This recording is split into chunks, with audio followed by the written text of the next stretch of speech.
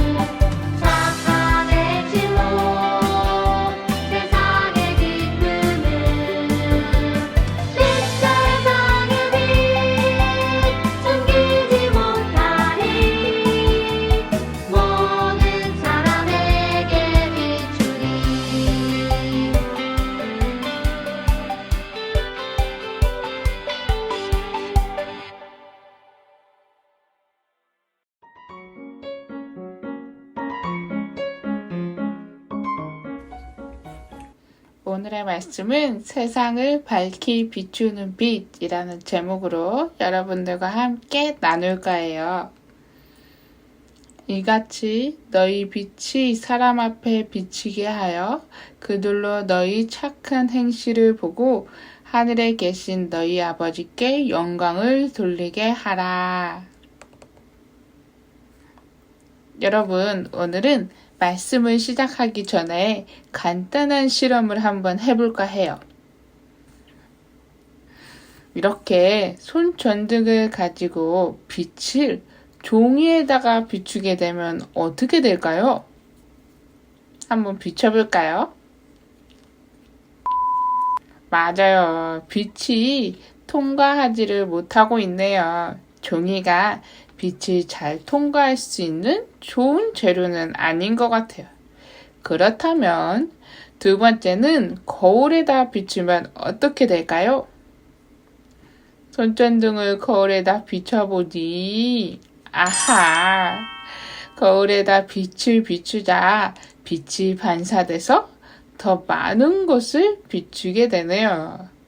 거울은 빛을 비추게 하는 좋은 재료가 되는 것이었어요.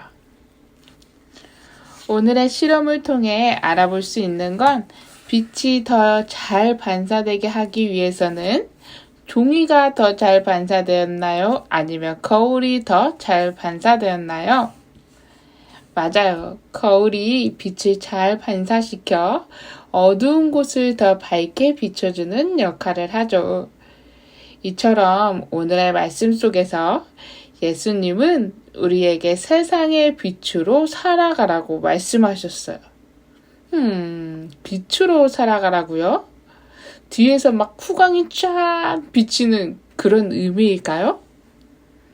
그 의미를 잘 알기 위해서 성경을 자세하게 살펴봐야겠죠. 그렇다면 오늘의 말씀 속으로 들어가 볼까요?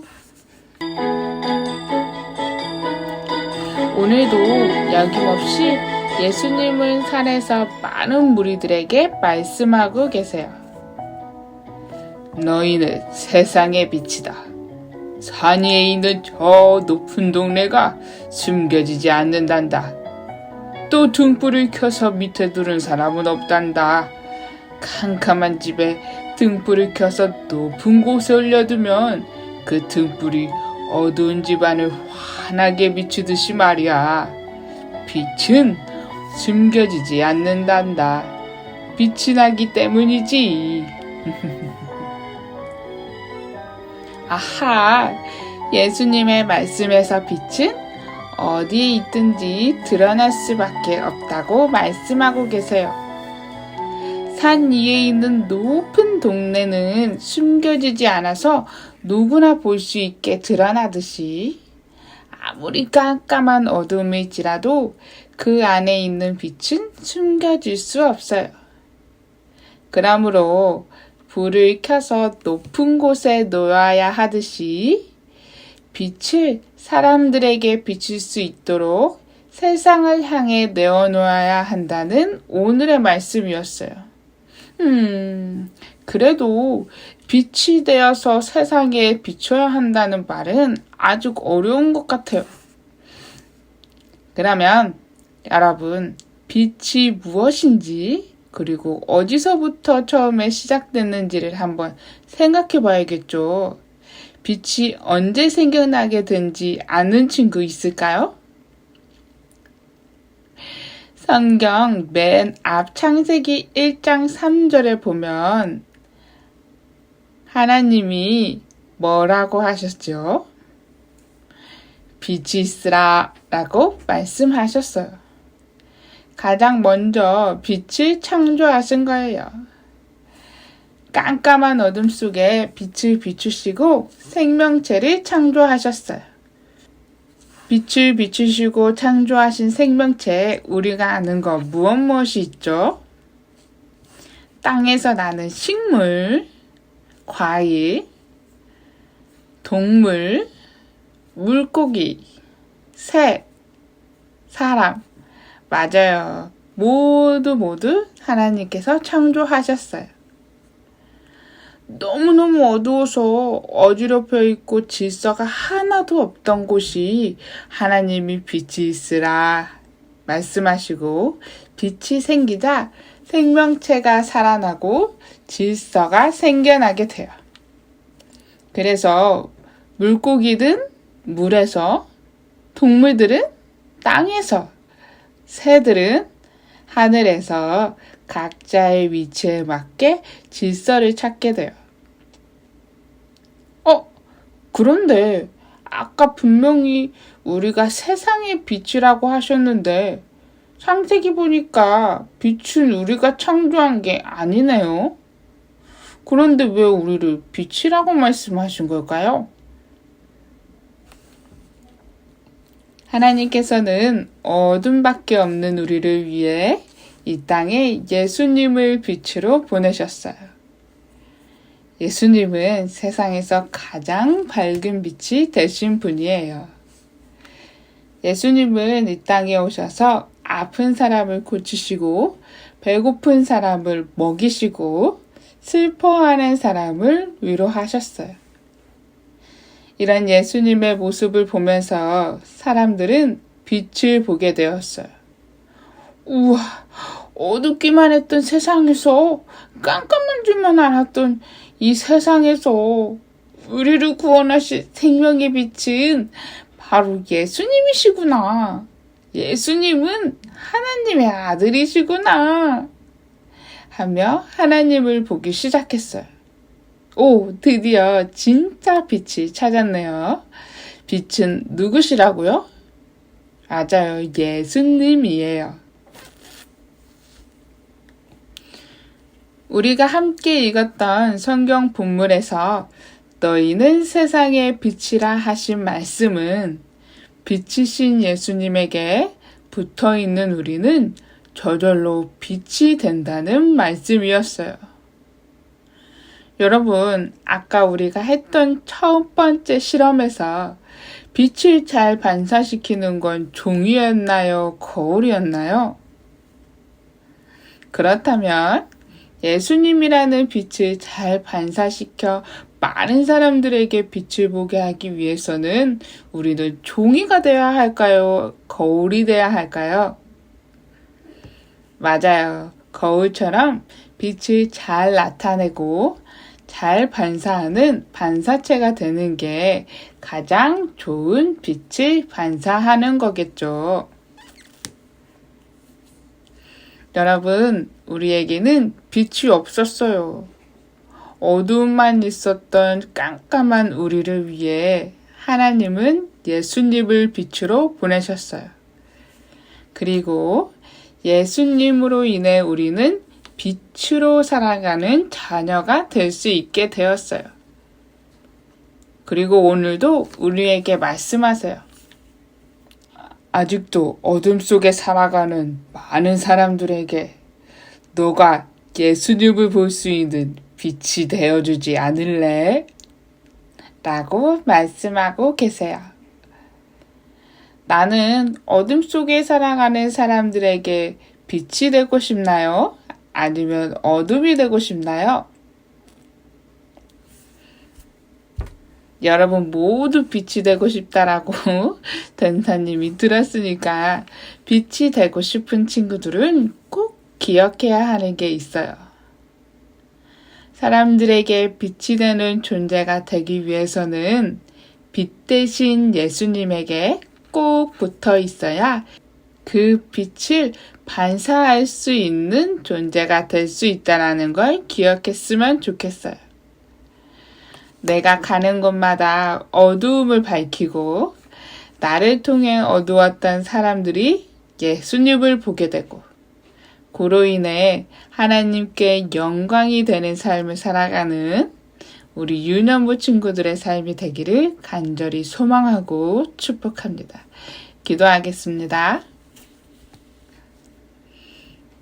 사랑의 하나님, 오늘 하나님께서 우리에게 세상의 빛으로 살아가라고 하신 말씀에 대해서 배웠어요.